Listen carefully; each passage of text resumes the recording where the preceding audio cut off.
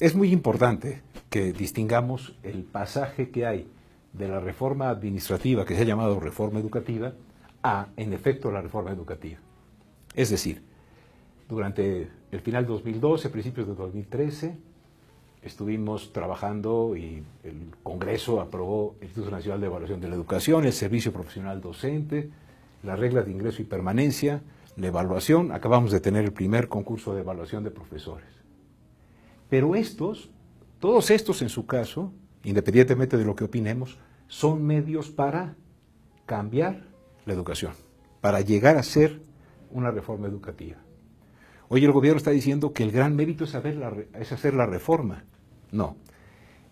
La piedra de toque, realmente cuando veamos si la reforma educativa en efecto fue educativa, es cuando pasemos acá. ¿Cómo estamos? Bueno, más o menos somos 114 millones de mexicanos. Y de esos, 74 millones nos ubicamos entre los 15 y 64 años. Algunos ya estamos cerca del límite de allá, ¿no? Y otros están más cerca de este límite. Pero el dato oficial, y esto es algo muy importante, es que de estos 74 millones, casi 31.9 de esos millones están en rezago educativo. Es decir, el grueso de los mexicanos, el 43% de los que están entre 15 y 64 años, la mayoría de la población económicamente activa, está en rezago educativo. ¿Qué se entiende por rezago educativo? 5.4 millones son analfabetas. ¿Cómo se decide si alguien es analfabeta?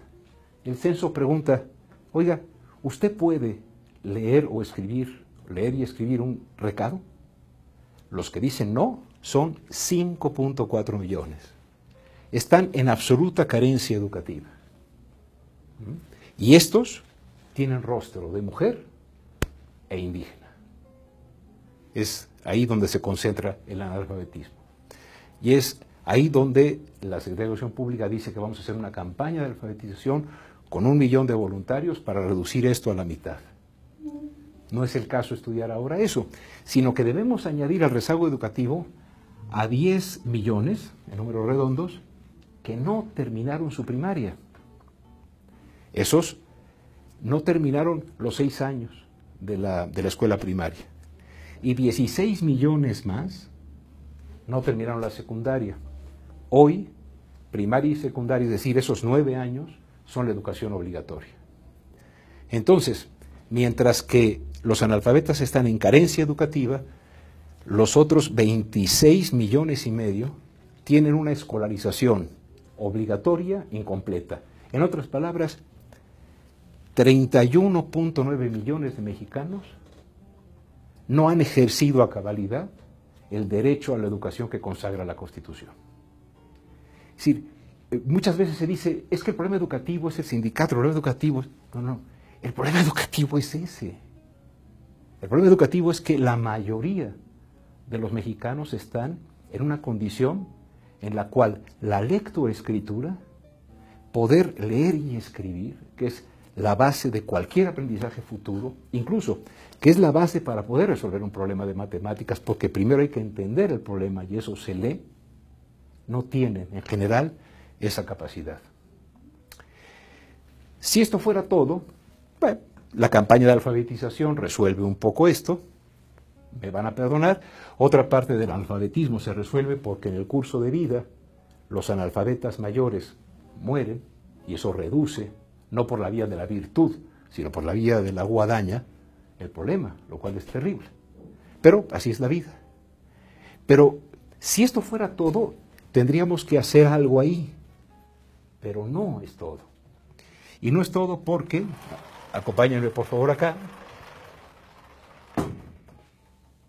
en el último examen realizado por la Secretaría de Educación Pública, el 60% de cada 10, el 60% de los estudiantes que terminaron la educación media, que no son ni siquiera la mitad de los que empezaron la primaria en su momento, 6 de cada 10 después de 12 años de ir a la escuela, no saben leer y escribir de manera suficiente.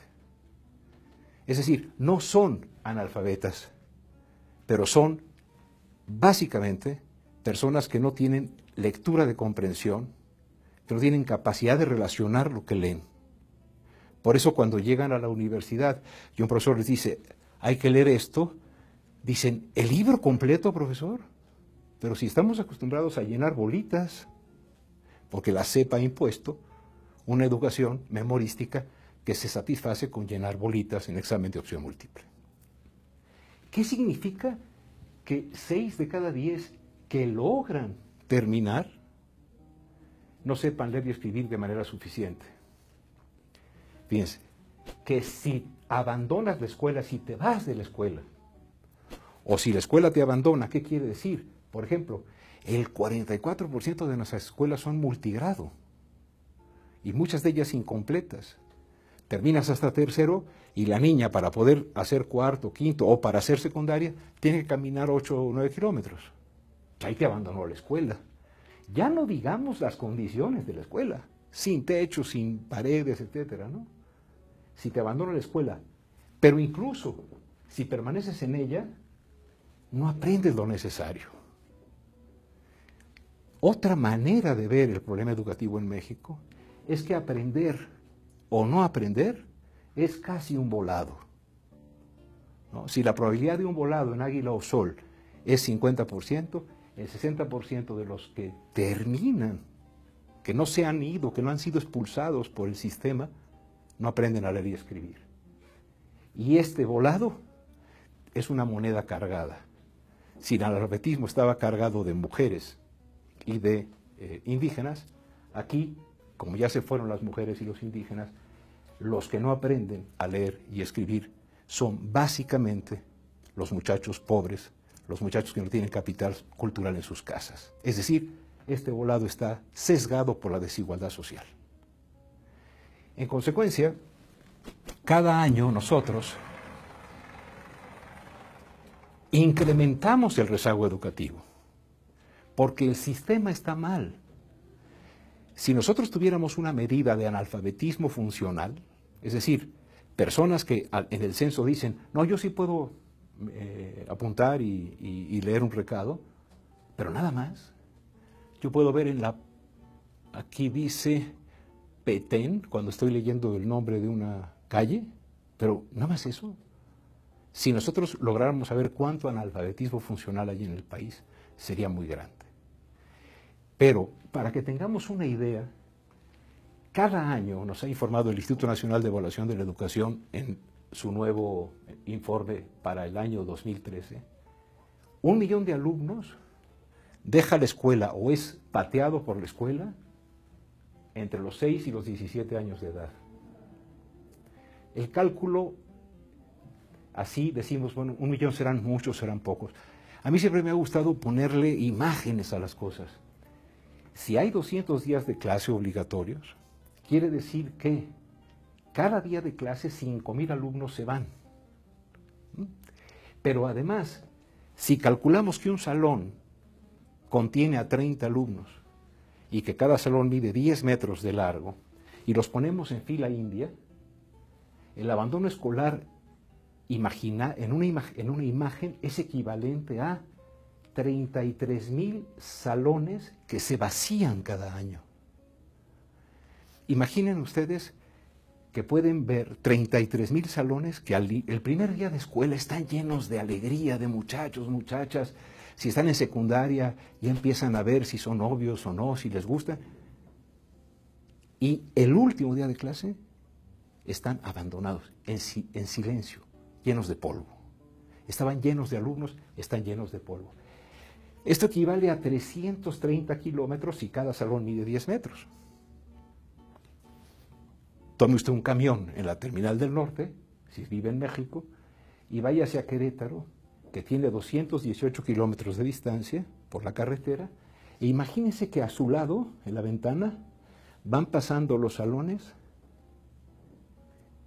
vacíos. Y es más allá de Querétaro, porque son 330 kilómetros y a Querétaro son 218.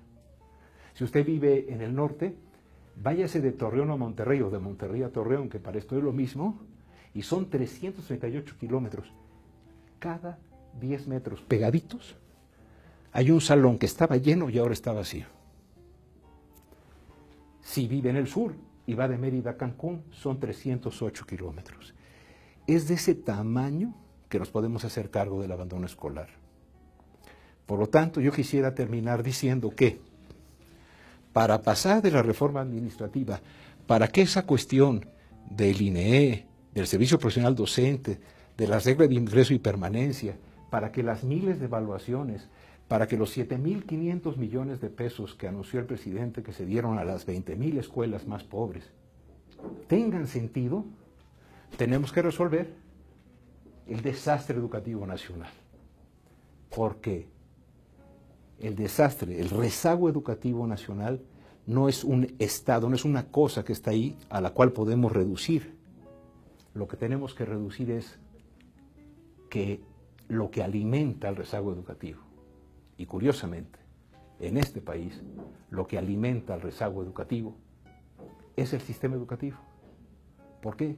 Por injusto, por desigual, porque le damos la peor educación al que más lo necesita, porque las peores escuelas están en los lugares en que serían más necesarias. La reforma educativa es un acto de política que rebasa con mucho los anuncios en la televisión de que ya existe y que ya tenemos educación de calidad.